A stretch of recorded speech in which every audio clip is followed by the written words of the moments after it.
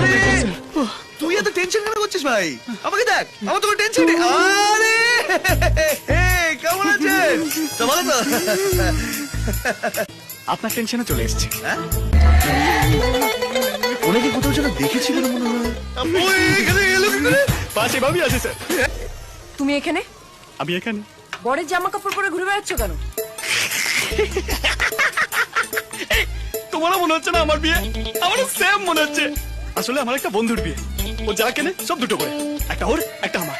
Shirt একটা ওর একটা আমার। তোমার আর জয়ের শিলিগুড়ি যাওয়ার কথা ছিল না? কেন? স্যার স্যার জানে। স্যার বৌদিকে বলুন আমরা বর্ধমানে কেন নেমে গেছি। তোর বোকা ছেলে, তুই তো বলতে পারছিস আমার আমাকে ডাকলি কেন?